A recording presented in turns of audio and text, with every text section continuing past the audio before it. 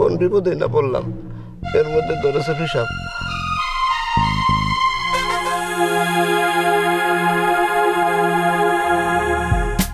Manager, manager help, কে জানে আমার পা বানাইতেছে। Manager,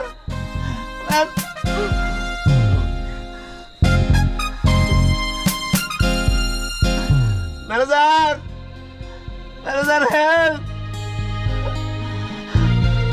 manager help, brother, manager. Manager ভয় নাই, উনি পাগল।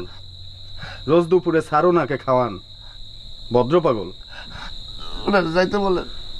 আপনি থুতু দেন, উনি এমনি চলে যাবে। থুতুরে ভীষণ ভয় পায়। থুতু আসতেছে না, আপনি দেন।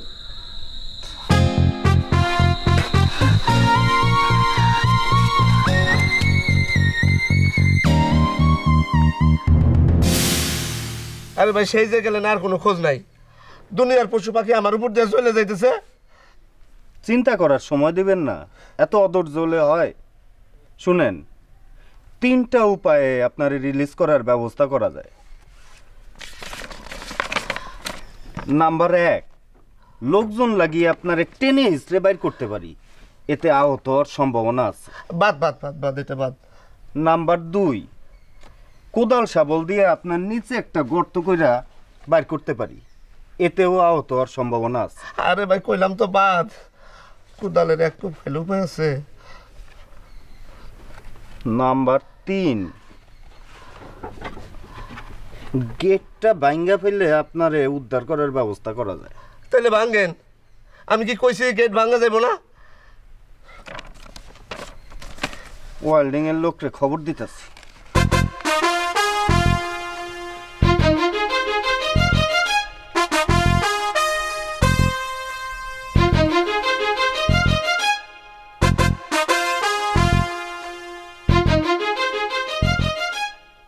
হ্যালো আজিজ ভাই, কেমন আছেন?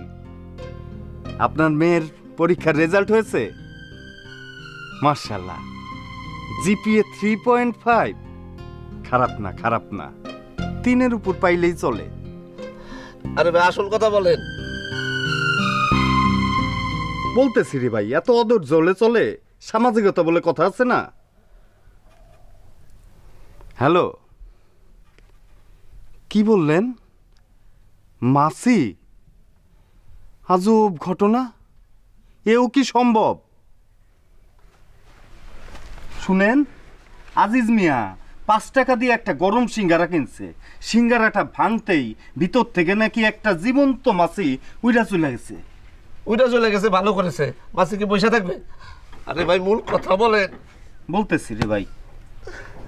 হ্যালো আজিজ ভাই, ওয়েল্ডিং মেশিনটা নিয়ে যে একটু আসতে হয়, গেটটা ভাঙা লাগবে। আচ্ছা, অবশ্যই অবশ্যই। শুনেন, ওনার মেয়েকে নিয়ে একটু দাঁতের ডাক্তারের কাছে যেতে হবে, তারপরে উনি আসবেন। 3 ঘন্টা সময় লাগবে। আরে এতক্ষণ আমি কি করব? ঘুমাবেন।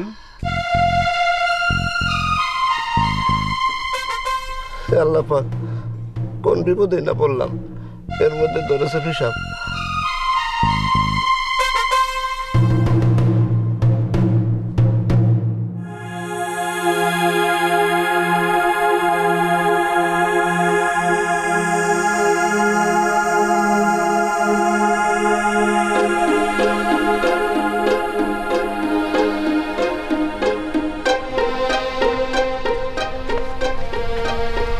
আচ্ছা, ঘুমান।